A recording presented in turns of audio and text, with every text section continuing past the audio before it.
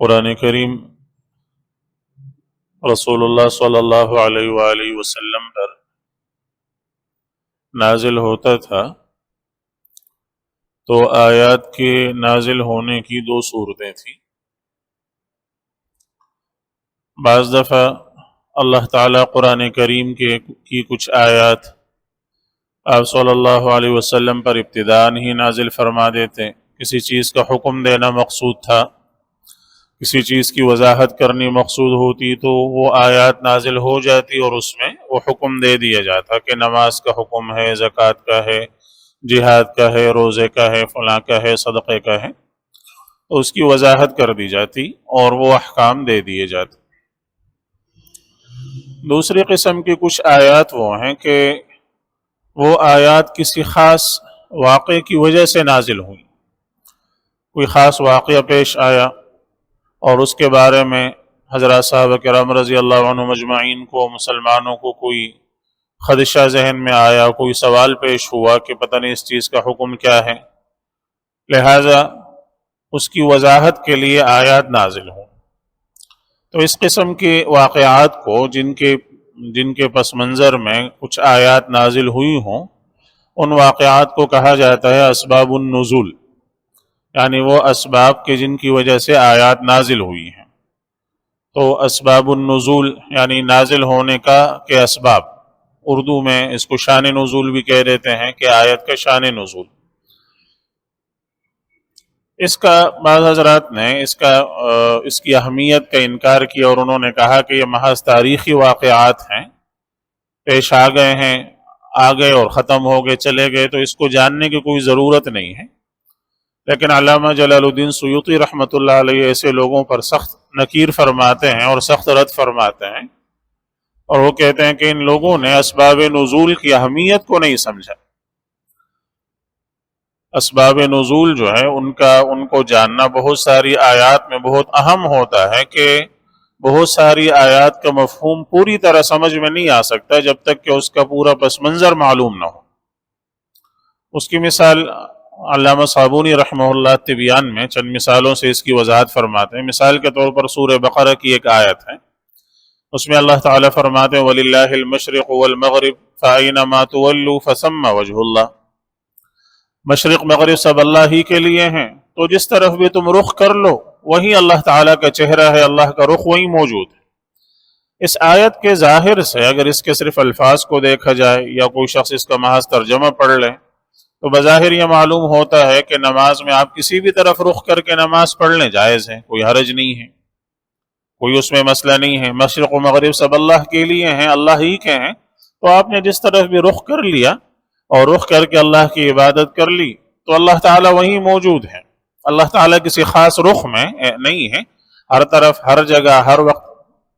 لہٰذا اس سے بظاہر یہ معلوم ہوتا ہے۔ حالانکہ پوری امت کا اس پر اتفاق ہے کہ نماز میں قبلے کی طرف رخ کرنا یہ نماز کی شرائط میں سے ہے، اس کے بغیر نماز درست نہیں ہوگی۔ اب اس آیت کا مفہوم پوری طرح سمجھ میں نہیں آ سکتا جب تک کہ اس کا پس منظر پیچھے معلوم نہ ہو کہ یہ آیت کیوں نازل ہوئی، اور یہ جیسے کہ آگے آ جائے گا اس بارے میں نازل ہوئی کہ سفر میں کوئی شخص ہے اور اس پر قبلہ مشتبہ ہو گیا، کوئی بتانے والا بھی نہیں ہے، کسی صحرا میں کسی ایسی جگہ ہے، کوئی بتانے والا بھی نہیں ہے، معلوم کرنے کا اس کے پاس کوئی ذریعہ بھی نہیں ہے، تو اب یہ شخص اندازہ کر کے کہ قبلہ رخ اس طرف ہوگا، اس طرف نماز پڑھ لے۔ اب چاہے اس نے صحیح قبلہ رخ کا انتخاب کیا ہے یا نہیں کیا، اس کی نماز ہو گئی ہے۔ اس کے لیے اللہ نے فرمایا وَلِلَّهِ الْمَشْرِقُ وَالْمَغْرِبُ، مشرق و مغرب سب اللہ ہی کے ہیں، تم نے اپنی طرف سے جو ہے وہ ایک اندازہ کر کے اور درست اور جہت کا انتخاب کر کے اپنی طرف سے تم نے نماز پڑھ لی ہے،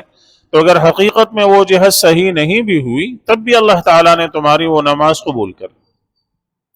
تو یہ مفہوم کب سمجھ میں آئے گا جب کہ اس آیت کا پس منظر معلوم ہو کہ یہ کیوں نازل ہوئی، کب نازل ہوئی، کس بارے میں نازل ہوئی۔ یا اسی طرح ایک اور آیت ہے جس میں اللہ تعالیٰ نے فرمایا لَيْسَ عَلَى الَّذِينَ آمَنُوا وَعَمِلُوا الصَّالِحَاتِ جُنَاحٌ فِيمَا طَعِمُوا إِذَا مَا اتَّقَوْا وَآمَنُوا وَعَمِلُوا الصَّالِحَاتِ ثُمَّ اتَّقَوْا وَآمَنُوا ثُمَّ اتَّقَوْا وَأَحْسَنُوا۔ حاصل خلاصہ اس کا یہ ہے کہ وہ لوگ جو ایمان عمل صالح اختیار کر لیں تو جو کچھ انہوں نے کھایا پیا اس میں ان پر کوئی گناہ نہیں ہے، کوئی حرام انہوں نے کھایا ہے، انہوں نے استعمال کر لیا تو ان پر کوئی گناہ نہیں ہے۔ اب اس سے بظاہر یہ معلوم ہوتا ہے کہ ایمان اور عمل اختیار کر لو، پھر چاہے کچھ بھی حلال حرام کھا لو، کچھ بھی تمہارے ذمے کوئی گناہ نہیں ہے۔ اور خاص طور پر اس سے پہلے شراب کا ذکر چل رہا ہے، تو بظاہر اس سے معلوم ہوتا ہے شراب کسی نے پی لی ہے، وہ ایمان لایا ہے، اس نے عمل صالح کیا ہے، نیک اعمال کر رہا ہے، تو کوئی حرج نہیں ہے۔ اب بظاہر آیت کو اگر دیکھا جائے تو ایسا معلوم ہوگا، اور اس لیے کہ اس کا پورا پس منظر معلوم نہیں ہے، تو یہ آیت کا پورا مفہوم صحیح طرح کب واضح ہوگا جبکہ اس کا سبب نزول معلوم ہو کہ اس آیت کے نازل ہونے کا سبب کیا تھا اور کس بارے میں یہ آیت نازل ہوئی۔ چنانچہ جیسے یہ آیت اپنی جگہ آئے گی کہ جب شراب کی حرمت نازل ہوئی، اس کا حرام ہونا نازل ہوا، تو کچھ مسلمانوں کے ذہنوں میں، کچھ صحابہ کرام کے دلوں میں یہ شبہ پیدا ہوا، یہ خدشہ پیدا ہوا کہ ہمارے وہ بھائی، وہ مسلمان کے جو شراب پیتے رہے پہلے جبکہ وہ حرام نہیں ہوئی تھی،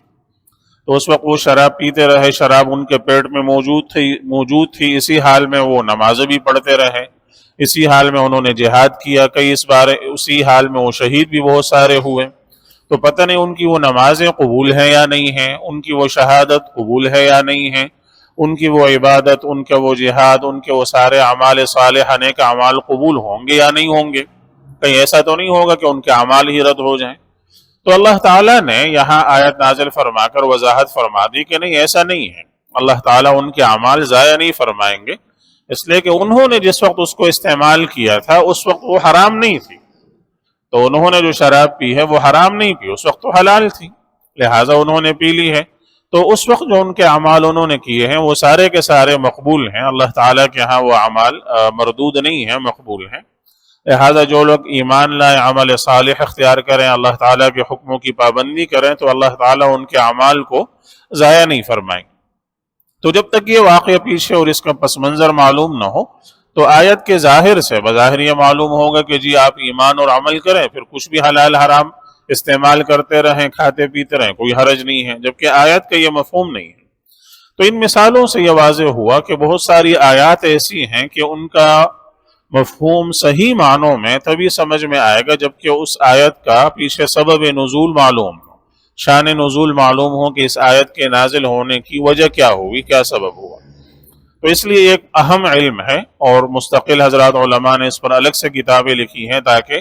جن جن آیات کے پیچھے کوئی واقعہ موجود ہے اور اس واقعے کے پس منظر میں وہ آیت نازل ہوئی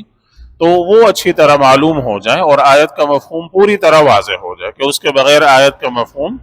ظاہر نہیں ہوگا، واضح نہیں ہوگا۔ اللہ تعالی ہم سب کو سمجھ اور عمل کی توفیق